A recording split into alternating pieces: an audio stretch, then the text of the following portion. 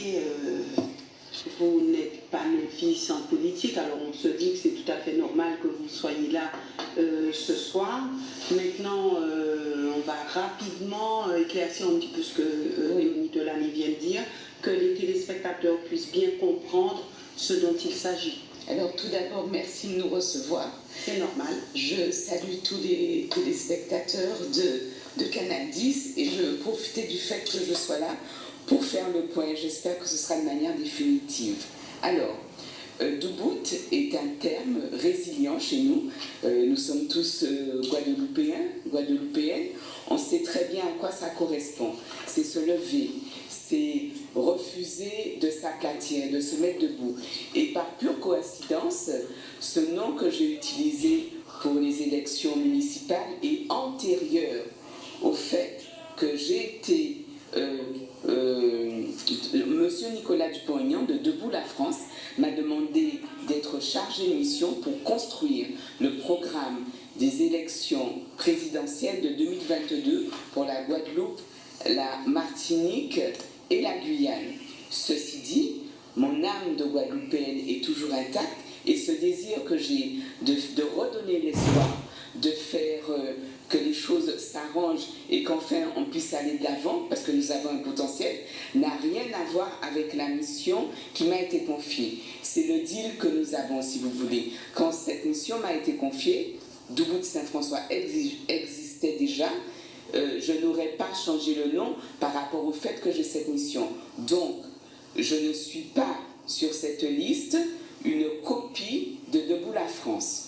Nous sommes libres, nous sommes un mouvement sans étiquette, un mouvement citoyen et non un parti politique, et j'insiste là-dessus, parce que quand on parle de parti politique, il y a la notion d'enfermement. Nous sommes libres de nos faits, nous sommes libres de l'écriture de notre projet, et nous voulons y aller pour changer les choses. Pas de financement. Donc avant Debout la France, il y avait Doubout. Oui, Saint-François. C'est un mot, c'est un titre qu'on a choisi qui est tout à fait antérieur et qui témoigne. Depuis quelle année vous avez choisi Debout Saint-François? 2018. D'accord, et Debout la France, c'est bien après? Oui, 2019-2020. Donc je veux bien faire la part des choses et je voudrais insister pour dire que nous ne sommes financés par personne, ce sont nos propres deniers. D'où l'importance aussi de redonner de l'espoir, parce que justement, et malheureusement je ne suis pas dans la critique, je suis dans le constat, depuis tantôt nous avons une alternance de droite, de gauche, et résultat, le pays Guadeloupe est en panne. Donc avec ces jeunes, ces moins jeunes, qui sont sur la liste et qui sont en pole position, nous avons voulu montrer que il y a autre chose de possible. Nous sommes à la croisée des chemins et nous pouvons tout à fait, avec les leviers qui existent, faire que les choses se fassent beaucoup mieux parce qu'il existe des leviers qui malheureusement jusque-là n'ont pas été utilisés de manière suffisante, mais seulement à minima.